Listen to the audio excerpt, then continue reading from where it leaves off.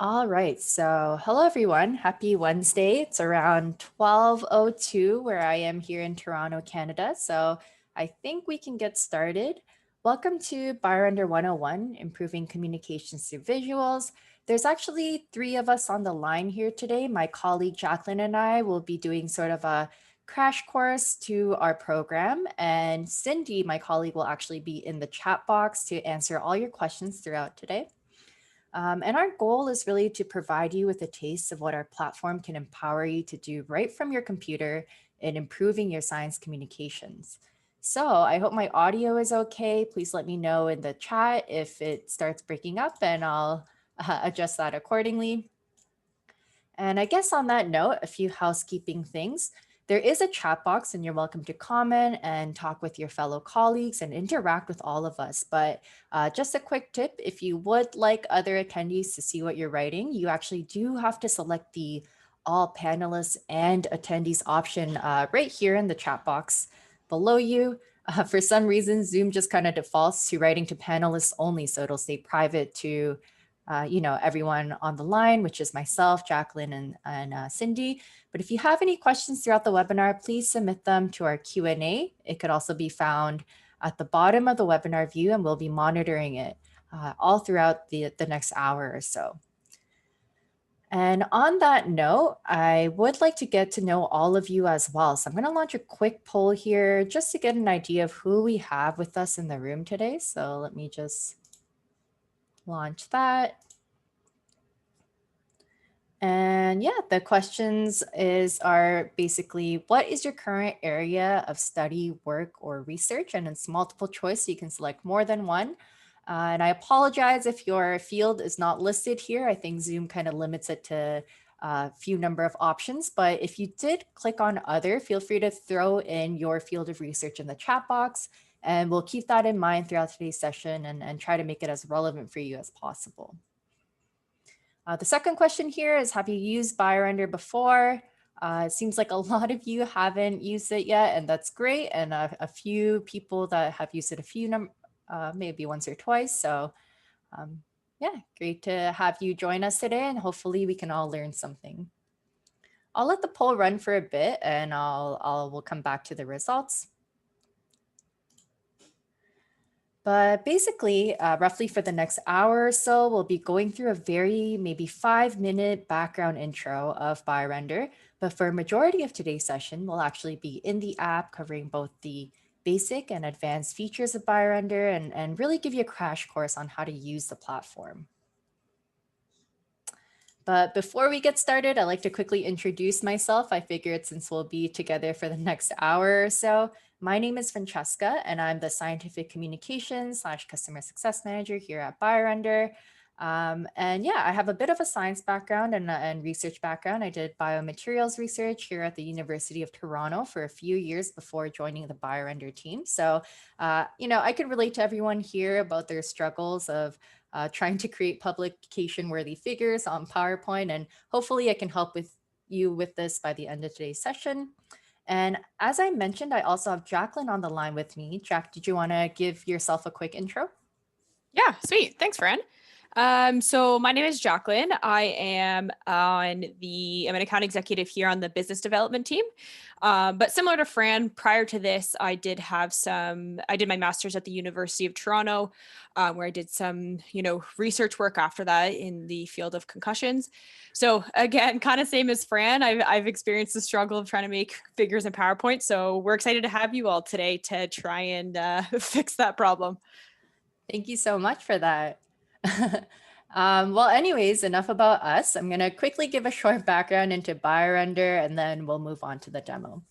So just to give you a quick background, Shiz Aoki, BioRender's CEO and co-founder, actually studied medical illustration at Johns Hopkins, I believe, and her professional career led her to become one of the lead scientific illustrators at National Geographic for over a decade, and they created many beautiful scientific visualizations like the one you see in front of you.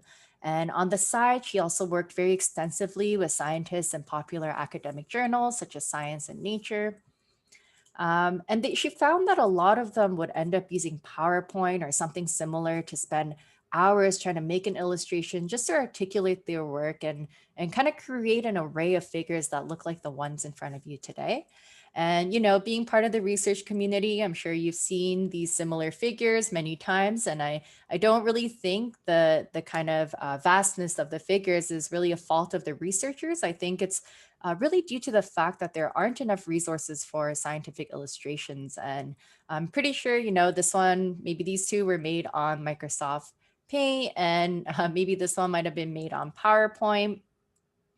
But, this in turn led to everyone coming up with a dozen different ways to show essentially the same pathways or reactions or methods with different degrees of success. So, for example, all 12 of these images are just like a tiny fraction of attempts at visualizing a very foundational immunology concept, which is just APCs presenting antigens to T cells. And yeah, imagine yourself being a student or a lecturer really trying to relearn or reteach these concepts over and over again and having to re-navigate yourself around which one's the T cell, which one's the dendritic cell every time. So that's just the idea of how BioRender came along. We kind of asked ourselves the question, what would happen if biomedical illustrators, somehow made all these graphical elements involved with scientific figures, standardized them, and made them available to scientists? Would the scientific community, such as yourselves, be then able to put them together to make their own compelling illustrations? And that's kind of how the seed of BioRender started. And this is just a quick snapshot of how BioRender works. It's slightly sped up, but not too far off from the real deal of how quickly you're able to actually put a figure together. And our hope is that, we not only help you with the figure making process to make that easier, but also that we try to help you with the reviewing and consumption of information and make that a lot easier and faster for you as well. So here are just some of the use cases that are very common for BioRender. The publication figures, presentations, graphical abstracts, lab meetings. The list kind of goes on. Wherever you need an illustration, you can probably use it. I've seen people use it for really interesting cases such as YouTube videos, email correspondences, patents, and yeah, the list really kind of goes on. So our goal at BioRender is basically to give every scientist the tools and the practical knowledge to visually communicate their research. And without further ado, I want to go right into the app to show you how it works. So I'll go right into BioRender. If you haven't had a chance to sign up yet, let me just sign out and show you how that works. So if you go to biorender.com, this is basically the home page that you'll see. If you haven't had a chance to sign up yet, you can just sign up for free really quickly in the matter of, I think it takes like a minute to sign up. So feel free to do so, and you can even follow along to today's demo. I'm going to go ahead and sign in because I already have an account. I'm just going to log in right here. And just like that, I'm brought to what we like to call the home page at BioRender. And you can see that all the previous figures or illustrations I've created or used are all automatically saved here under my illustrations. So if you are new to BioRender, your page might look a little different than mine. Depending on what kind of figures you start creating, they'll all be saved automatically here. On the left-hand side over here, there's folders that you can create. So if I wanted to make a folder, my first folder, and kind of save that, you can click on it, drag any images into it that you want to organize like so, and then access it in that folder. One other thing that I do want to highlight that I think might be pretty relevant for the group today is actually creating teams on BioRender. I know a lot of times in research, you're working with a research team, whether that be your lab, if you're an academic institute, or your project team if you are at a biotech. So what you can do is you can click on your name. Mine says Mikey Mitochondria Jr., but this will just reflect your name. Go under account, and then just invite members through their email address. So if I wanted to invite my colleague Cindy, I'm going to go ahead and type in cindy@biorender.com, send her an invite, and now she's added to my team. If I wanted to remove her at any point, I can just click on this little icon over here and remove her. And Yeah, what this does is it actually lets you create, a very collaborative environment with your lab. So let's say I created this insulin pathway figure and I really want to share it with my colleagues. I can just really easily go ahead and click on share with my team. This will say BioRender for me, but this will say like Smith Lab or whatever group you're a part of. I'm going to press send. And basically, I can toggle from my illustrations, which is all private to me, my templates, this is also private to me. And then if I toggle here to team gallery, this is actually private to everyone on my team that I just created. So now any changes I make on this insulin pathway figure will be reflected in, my colleagues' uh, team gallery, and they'll be able to see any edits I made. So yeah, really great way to kind of standardize protocols or lab meeting notes or publication figures and working on that together. So those are the kind of things that I thought might be really relevant for today's group in particular. Just to recap, all your illustrations saved over here, your different types of galleries here, the last one being your team gallery, and then on the left-hand side is just your folders.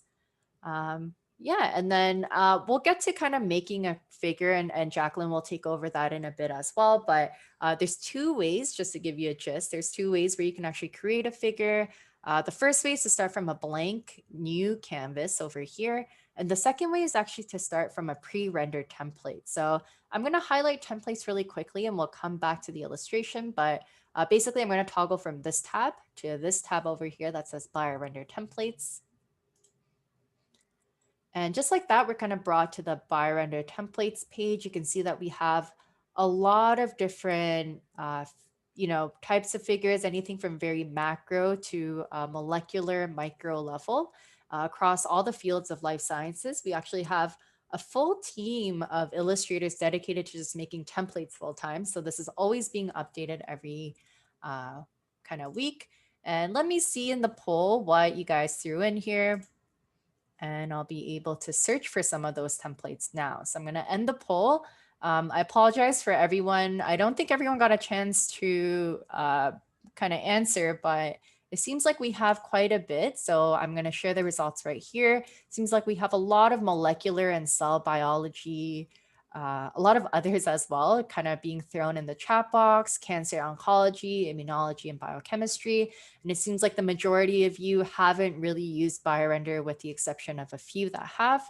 So why don't I go off this? And the number one kind of field was cell biology. So why don't I just type in cell and see what we get? We get generic biology, kind of icon packs. We get anything from, at a cell level to all these different receptors of effector cells with bispecific antibodies for cancer therapies.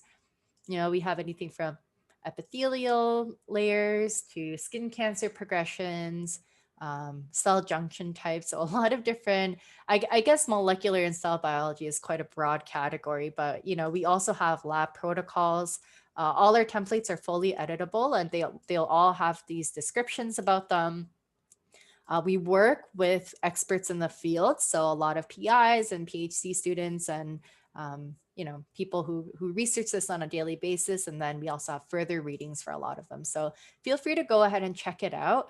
I would recommend searching for whatever you're looking for, whether that be a protocol. So for example, if you type in like tissue protocols or something like that, you can find a few different ones. And they're all fully editable. So why don't I go ahead and click on this? I kind of like the layout here. It has all the numbers and it's all aligned very well. So I'm going to use this template. And you can see that, I don't really work with a C sponge, but I do like the layout. So this is all fully editable. So I can show you that you can delete this. Maybe you in particular, you're working with, oh, sorry. It seems like my poll results are obscuring the screen, but hopefully that's figured out now. I kind of stopped sharing the results, and hopefully you can see my screen okay. Let me know if that's still bothering you. But yeah, if I had, this kind of template and I want to replace it, maybe I don't work with a C sponge, but maybe I work with, let's say, a liver. I can go ahead and type in liver, and you can see that there's a lot of different icons related to it. Maybe I work with fibrotic liver, so I can just pull that up, resize it accordingly. And I'll send this to the back actually so that I can see that. And you can see how I can start editing any of these. So you can use it really as a starting point, or if it's not directly pertaining to your research, but we do have a lot of different templates available that you can use as a final product if needed. So I'm going to look up hepatocyte, just search for the color I want. Maybe I'll do this one and just drag it out. So every aspect of all our templates, you can fully edit them to whatever you like. Maybe I'll put this more in the background and knock back the opacity a bit just to give the illusion that there's more kind of floating around. And obviously these are in symbiont cells, so I can replace that with hepatocyte. And you kind of get the idea of how you can start using these templates as a starting point, or edit them as you need to. So that's the gist of how templates work. We can kind of come back to this later on, but feel free to go ahead and search for a template that you need, and yeah, check back every week to see what we've updated. I'm gonna go back to gallery over here by clicking on this button. And you can see that I didn't really have to press save. It kind of automatically saved for me under my illustrations. If I wanted to access any previous versions of this, I can actually click on this 3 circle, go under version history, and search that up and kind of recall the first edit I've made to this figure if you ever wanted to go back in time. And I'm actually going to go ahead and start from a blank illustration over here. Maybe I'll name it my first figure, but you can always change this later on, so you don't have to worry too much about the illustration name or size. And just like that, we're kind of brought to what we like to call the canvas view on BioRender. So if you imagine yourself kind of just sitting at your desk, staring at a blank piece of paper, the analogy here would just be that anything in this white space, this white square, is part of your final figure. So it's whatever's in your paper. This gray area is kind of like your table, so you can use it to put reference images or icons you use really often, but anything kind of bleeding out of this won't be included. It'll kind of be cropped out. So just be mindful of that. You can also like zoom into your canvas or zoom out as you need to, and toggle on your rulers to make reference lines for yourself if you need to create borders or multi-panel figures for publications. I can turn that off, and also turn on kind of a graph or a grid view, grid paper over here. So I'm going to turn that off for now, but just know that those options are available. And on the right bottom corner is what I like to kind of call our help center. So you have your chat box here. If you've used, MSN Messenger or WhatsApp or any sort of instant messaging platform, it's a very similar idea where you can just kind of send a question, and a person will be on the other side sending answers back to you. So, they're online, I think, Monday to Friday, 9 a.m. to 6 p.m. Eastern time. So you can expect really fast responses during that time period. Anytime outside of that time, we'll still respond, but it might be a little slower, just to let you know. But you can still write in. We have our FAQs and help guides over here if you want to read anything. And then throughout today's session, you might see myself or Jacqueline use these kind of keyboard shortcuts, and they can all be accessed over here. You could keep it on and follow along if you wish. All right, so let's get to the kind of exciting part of BioRender, which is actually creating a brand new illustration for using our icons. And if you've played with Lego in the past, it's a very similar idea where our icons are like the individual pieces to create your final structure or figure. So what I'm going to do is, there's a lot of different categories here. I'm going to click on cell types and take a look at what we have. We have a few. We have over 40,000 icons in the library right now. So why don't I just go ahead and search for T cell. And we'll try to recreate that picture that we saw before of the T cell and maybe the dendritic cell. So I'm going to go ahead and click on T cell. Maybe I'll use this color, and I can kind of resize it and use my color options over here to pick a color. And why don't I also do dendritic cell and see what we can get. We have a few different dendritic cell options here. So I'm going to click on, I actually like this one. So I'll click on this one. Maybe I'll do it in green for now. And I can rotate it like as I need to, and kind of have that interacting.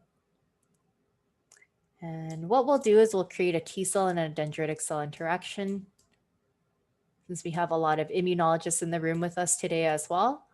And I'll kind of highlight that interaction by putting a box over here. All our shapes are very editable. So if you see any shape with kind of this rounded bullseye looking thing, you can drag it around and see what that does. It'll manipulate the shape in some way. I'm going to make this border maybe a little transparent, but a little thicker. So maybe a 3 over here. And just like that, I've created kind of a T cell and a dendritic cell, and I want to communicate their interaction. Maybe that's the extent of what I want to do, and I want to make this into an icon, so I can always group it. And what I'll do is I'll actually send it to my colleague, Jacqueline, and she'll be able to receive that image and send it away. So why don't I get her email address over here? I'm going to click share with. And I know I mentioned that you can share directly with your team, but anyone outside of your team or someone who doesn't have BioRender, I can actually send it to them directly through their email as well. So I'm just going to write like, please add cell pathway or something like that, or and revise and send back. And I'm going to go ahead and press send. And what they'll do is it'll actually directly send it to Jacqueline. She'll receive it in her email. And when she logs into BioRender, it'll actually appear directly in her homepage as well. So why don't I let her take over from here, and she can show you a little bit more about what BioRender can do. Awesome. Thanks for that great intro, Fran. Thank you. So I am gonna, do you mind enabling me to share my screen, Fran? Yep, sorry about that. You should be able to share now. There we go. Perfect. Okay, and are we able to see my screen here, my BioRender.com? Yes, looks perfect. Great. Okay, thanks, Fran. So same thing as what Fran just previously did. I'm just going to sign in here, and because I already have an account, it's just going to take me straight to my homepage here. Now, what you'll notice here in my illustrations is that first figure that Fran just sent me, actually. So you'll see how quickly it actually sends. And something to note is when you send something directly or an image directly, it's going to have this little paper airplane at the top left corner.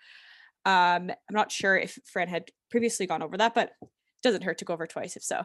So if you send something directly to someone, it's going to have this little paper airplane. And then if you send it to I'm just scrolling through my library here. If you send it to a group, it doesn't look like I've actually sent anything recently to a group, but I will show you that after. It'll have a different little emoji on the top left corner, and it'll have like 3 people in it. So we can go over that after. But as you can see, all I'm going to do is just going to click open my image, and it's just going to take me straight to where Francesca left off. So here we have her image, and I am now fully able to edit this image myself. So what I'm going to do is I'm just going to drag this and kind of bring this over onto my gray sort of canvas, because what I want to show here is this little inside of this box here. So I want to show the actual interaction between the 2 cells. I'm going to take the grid lines off. Oh, take them off for now. And then also zoom in a little bit on my canvas. So just to kind of reemphasize, on the left-hand side here we have all of the content that you can actually put on your canvas. And then on the top here is how you can, manipulate the things that are on your canvas. So this is more of like your contextual toolbar, I would say. And then here is your content toolbar. So again, starting with our icon library, like Fran had said, we have more than 40,000 different icons. And you can fully go through them in the library. I think it's kind of fun to do it this way, but it's definitely not the quickest way to do things. But again, you can go through each of the categories or you can search it. So I'm going to start off by, let's go to my membranes, starting going through the categories. And I am just going to go to my phospholipid bilayer here. So this is one of my favorite things to show because I think we've all kind of, if you've in this field, dragging the sticks and the circles onto a, PowerPoint membrane is always kind of a pain for people. So all you literally have to do in BioRender is just drag and drop it, and there you will have your phospholipid bilayer just like that. So I'm going to drag this down to the bottom here. And I'm going to move this over a little bit. And then, say if I want to show this interaction here. So we want 2 of these cells. So all I have to do is I can just copy and paste this cell here. Just going to click Command C, Command V, because I'm on a Mac. Down at the bottom is all of the different keyboard shortcuts, again, like we had mentioned before. So you can go in here to use those keyboard shortcuts and make things quick. But all I did was just Command C, Command V, and then I'm going to flip this vertically here. So again, my contextual toolbar, just going to change that up at the top here. And now we can see our cells interacting here. And now say I want to change the color of each of my membranes. So something I want to point out is you'll notice a blue bounding box on the outside of this icon. So what that means is we have essentially 3 different types of icons, and this would be the first icon. So this is a single, more simple icon, and you can adjust the different pieces. And it'll allow you to adjust this entire icon as a whole up at the top here. So, say if I want to make this more like we'll actually keep it blue because it's going to match my T cell here. But say if I want to change the color of the membrane here at the bottom. So again, I'm just going to change this, and maybe I'll make this one green here. We can use this green. Now, that's a simple icon. Now we have a second type of icon. So say if I want to show, these 2 cells interacting here, and I want to add a receptor between the 2. So you can fully search up receptor. And these are more of like the basic types of receptors. So again, really useful if it's more of like a simple sort of diagram. But say if I want to show actually like a specific receptor. So I want to show that this is actually an MHC complex interacting between these 2 icons here. So all I have to do here is search MHC. And again, I'm just going to drag and drop it onto my screen here. So now this is what we call a grouped icon. So this has a purple bounding box here. And again, it'll have these little purple sort of squares at the bottom left corner here. And what that allows you to do is you can actually edit each of the individual pieces within this icon. So it's essentially a icon made up of sub icons, if that makes sense. So I'm just going to zoom in here first just to kind of show you how you can edit it. So say if I want to actually just change the color of, this sort of piece right here, all I have to do is double click this, and then I am able to change that color there. So if I want to make it purple, it's easy to do so. Say if I actually didn't even want this piece here, I can click this and delete it. I want to bring that back in, so I'm just going to go click undo on the top left here, and then here I'll still have my whole grouped icon together here. So I'm just going to make this a little bit smaller. Let's bring this piece down here because I want to have the receptors through the membrane. And now let's say that I want to add like a nucleus to my cell here. I'm just going to type in nucleus. And again, you'll see all the different options that we have, but let's drag and drop this one in here. I'm going to bring it down to the bottom. Again, I want to change that icon just to make it match a little nicer. Let's make it this green color here. And oops. And now let's say I want to add some DNA into my nucleus here. So I'm not sure if you guys remember, but earlier I talked about how we have 3 different types of icons. So I'm just going to type in DNA, and you'll see we have our simple icons here with no bounding box on it. Then we have our grouped icons here with this purple bounding box. And then we also have our third type of icon, which is our brushes. So this has this little brush icon here. And this is one of my favorite things about BioRender. Actually, it's really cool. So I'm just going to drag and drop it onto my screen. And essentially what it allows you to do is you can, drag and drop these little nodes here. Oh, didn't mean to do that. So, I don't know what's going on with my, there we go. I can just drag and drop this, and all I have to do is you can extend it, and you'll see it kind of has like little gaps in it right now as I'm creating it. But the second I let go of my mouse, it just snaps right back into place. You can adjust at each of the nodes if you have like a specific orientation that you want for this DNA. So again, you can make this whatever size you want. I'm going to bring this, didn't mean to do that. I'm going to bring this into my nucleus here. And this is just one type of the brushes that we have. If you go to our left-hand side, our content toolbar again, and we go to our brushes, here you'll see all the different type of brushes that we have. So just to show, one quickly, here's an endothelial brush. Again, same thing. All you have to do is drag. You can drag your nodes here to change the orientation. You can also edit this brush after. So say if I decide that I didn't actually want this to be an endothelial cell brush, you can click up at the top here, click your brush options, and it'll allow you to change it there. So it's just going to change all of my little nodes here. And it just really allows you to customize that type of icon. So I'm just going to delete this off my page here. And then I'm going to add, let's say I want to add a protein that's interacting with this DNA here. So again, I'm going to search up protein. And which one do we want to use? Let's say we want to use this one right here. So you'll notice this is kind of like a in between of a 2D and 3D type of protein here. I'm gonna again change this color and bring it back onto this DNA. But say if I wanted something to be a little bit more, if you work often with proteins or you really want to emphasize this protein, we actually have a direct integration with the PDB library. So if you click down at the bottom here where it says PDB, and you click create protein, and essentially any sort of ID that you want that's in the PDB library, you will be able to create an icon for. So let's just use this one as an example here. Sometimes it just takes a second to there we go. So here you can see I can just turn this around here.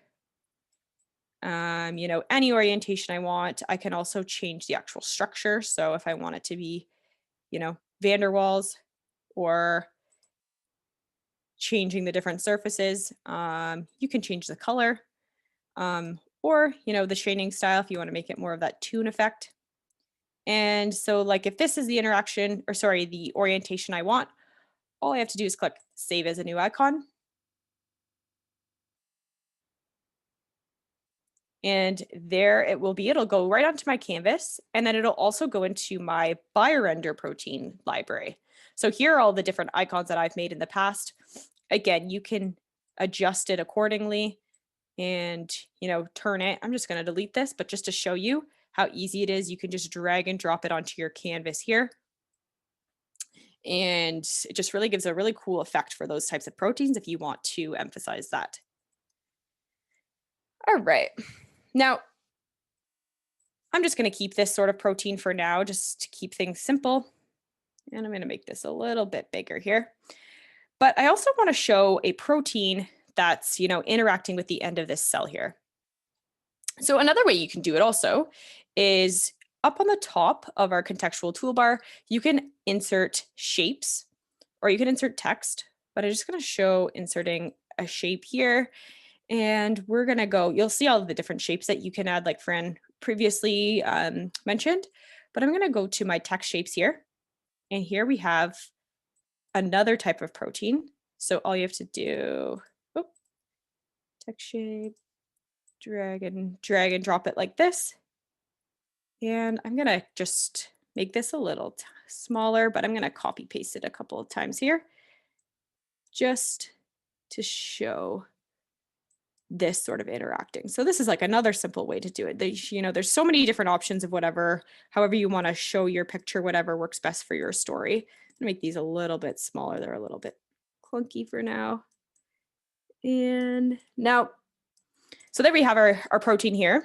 Actually, I should check to see, do we have any questions that have been unanswered? You're good so far, Jack. Okay, perfect. Thanks, Fran.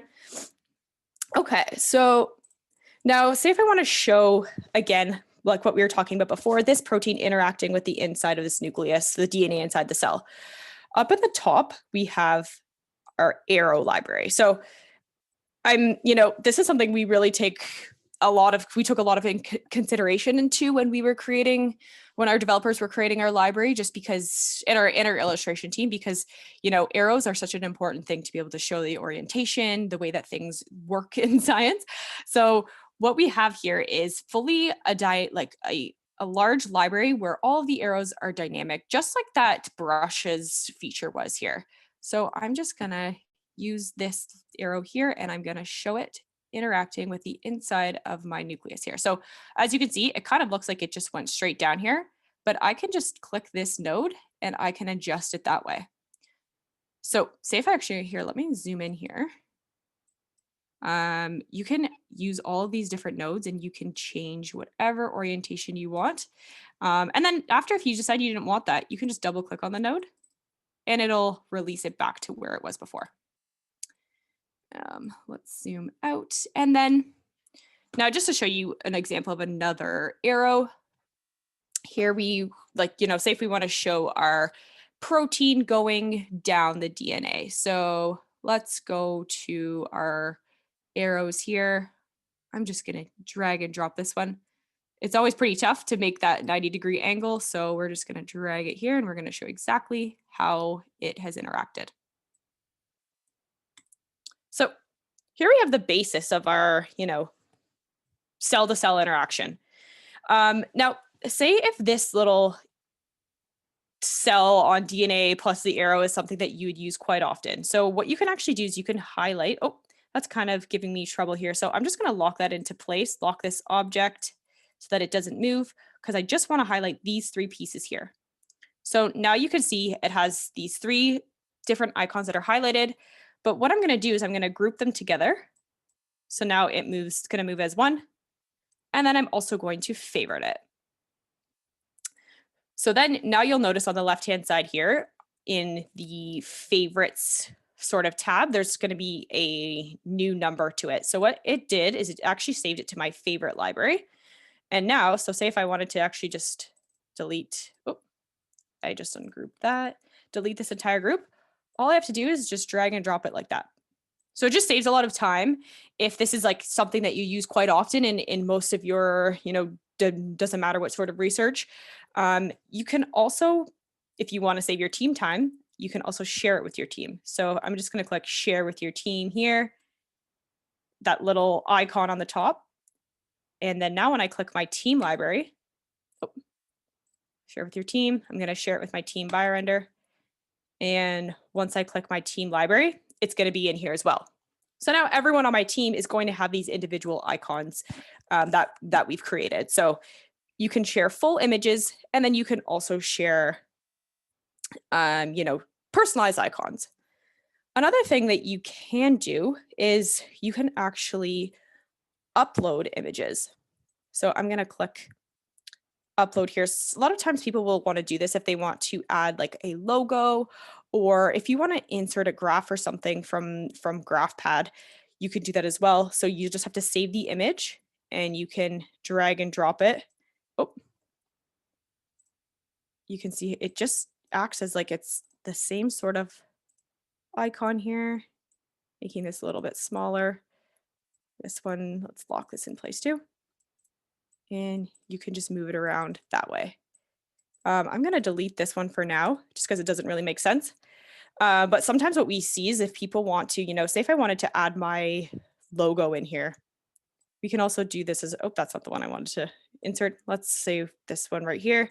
we wanted to add this up into the bottom left corner here, depending on, what your work is.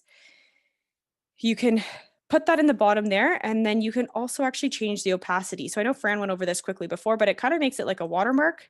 So it just has that logo on the bottom left here. So a lot of the times our industry customers like this feature, just to show, where your work is coming from.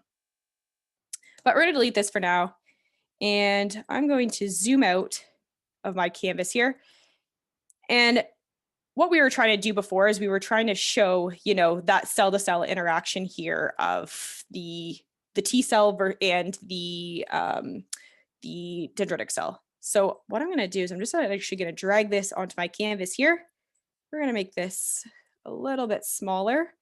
Let's zoom back in again. And let's put make it a little bit smaller here. And I'm going to insert a box around this as well, just to show what we're looking at. Let's gonna drag and drop this. We're going to arrange this and send to the back. Oh, click send backwards instead of send. There we go. And let's make this guy a little bit smaller here. And I want to make the background here not blue, but we just want to make it transparent. So again, you can just click this and we're going to click the color fill, and we're going to make it transparent. Oh, and then let's make the border color, we'll just make it black. So now kind of you can see that this is like showing, that outside of that cell at the macro level, the macro level in terms of a cell, and then here we have the micro level. We can also, label these types of things. So if I want to label let's zoom in here. If I want to label my two different cells, I can just click insert, and I'm going to insert a text box.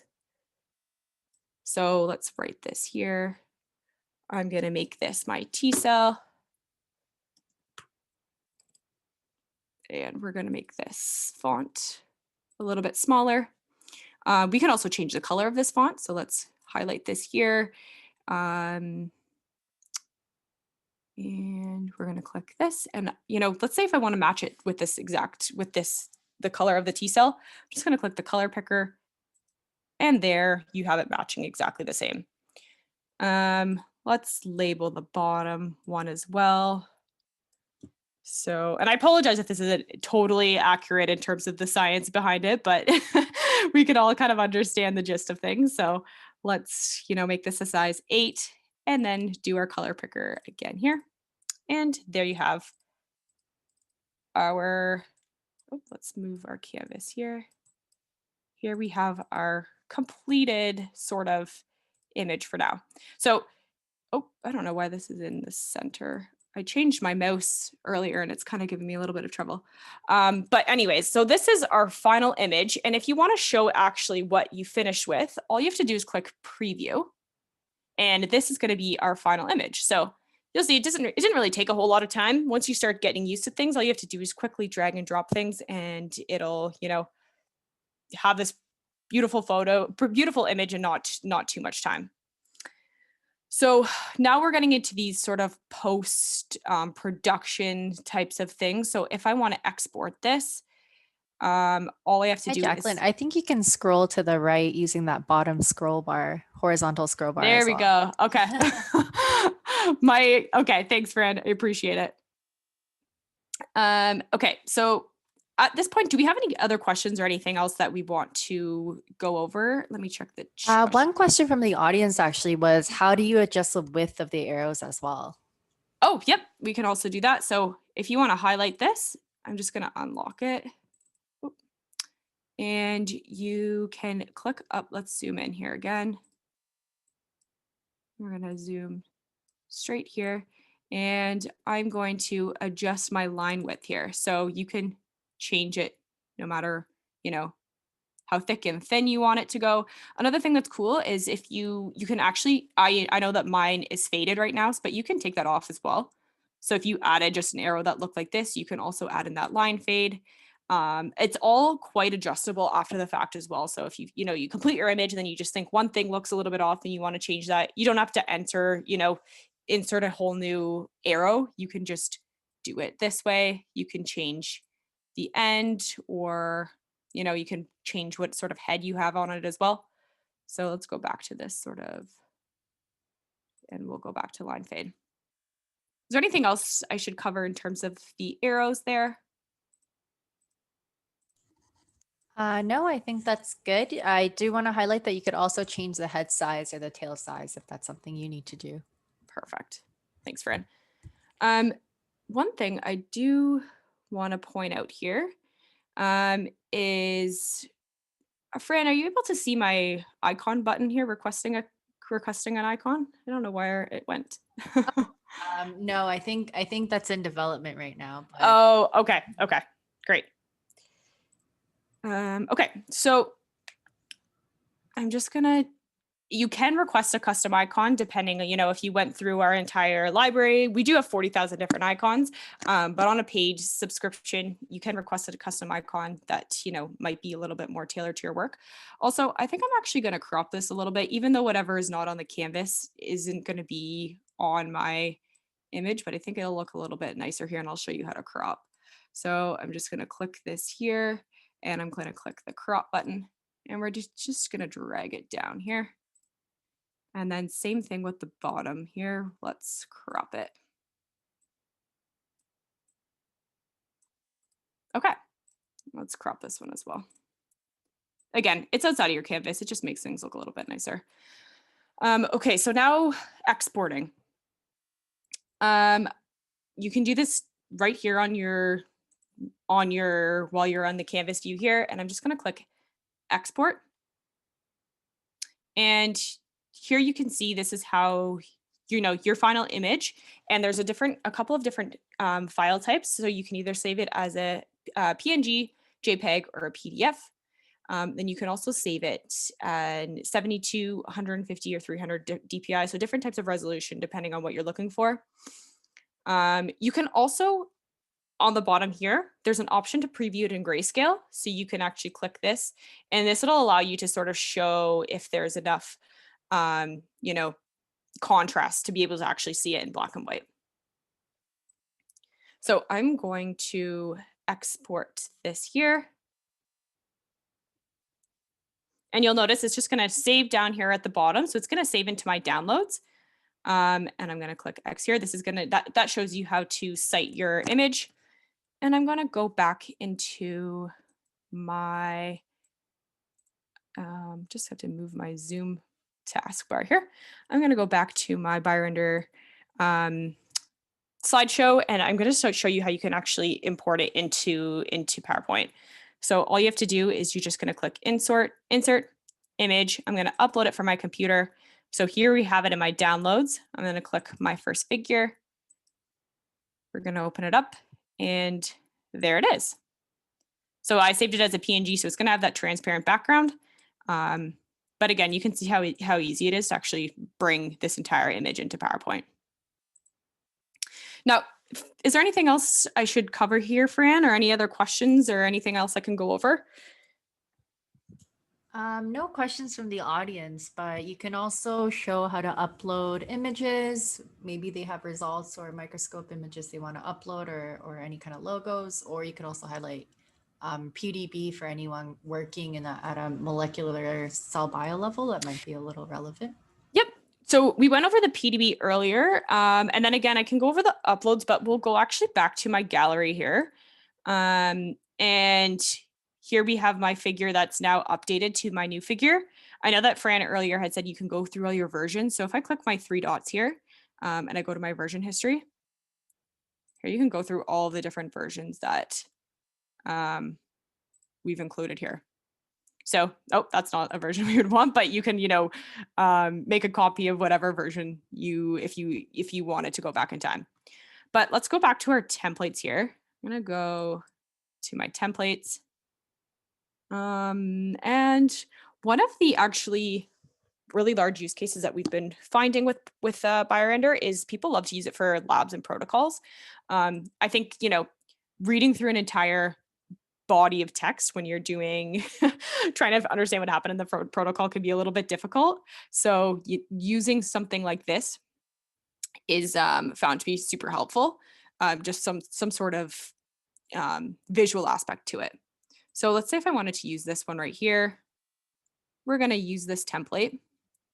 And I know Fran had previously gone over how you can edit these types of images in our templates, but say if this is more of like a visual representation that there was that a statistical analysis happened.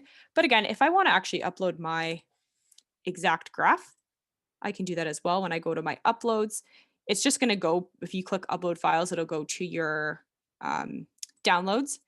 And all you have to do is just, again, drag and drop it in here. And it just fits really nicely within the actual analysis here. Now, you can also, we have a really large library of machinery as well. So I'm going to click this one here. Now, say if this actually is in the centrifuge I wanted to use, and I'm going to type in centrifuge. I'm not exactly sure which one is, the most relevant. This is probably the most accurate, but say if this is the type of centrifuge that you actually used, again, you can drag and drop it. I'm just going to delete this one here and bring this into my protocol. So just to quickly highlight the type of machines that we have, I'm just going to type machine. You'll see we have a really large library of different machinery. This is constantly being updated. So it just really helps to show your protocol and what you did in your experiment. All right, so I'm going to go back here and let's go back into my presentation. So here we have our final image. And then here we have, again, like we had mentioned before, the free version is available to any one of you. You can, it's free indefinitely. It just has a storage limit of 5 images. And you're unable to use it for publications, and you don't have the publishing rights to it. But we do have a ton of different options depending on what you're looking for. We have individual licenses, lab licenses. And then if you're looking for more of like your department or your institution, feel free to reach out to one of us on our team, as we'd be happy to help, because that's a little bit more specific to your group. All right. Any other questions that have remain unanswered yet? I feel like Fran and Cindy did a great job at answering all the questions so far.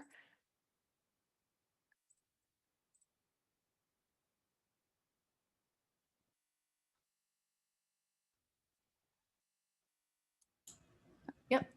No other questions. I think the only thing is what are templates and how do they come from? Just to quickly answer that, you could just create a template under files. If there's an image that you use really often, you can just make that as your own personal template as well. Awesome. Thanks, Fran. Well, thank you all so much for joining us. We're just about out of time, but we'll give you about 5 minutes back here. And then if you have any other questions that remained unanswered, or if you need anything, feel free to reach out to us. Our support team is at support@biorender.com. And we're more than happy to help. We have an amazing support team that is here for you guys. So feel free to reach out. And again, thank you all so much for joining today. Take care. And anyone in the States, have an amazing Thanksgiving this weekend. Thank you. Have a great weekend too.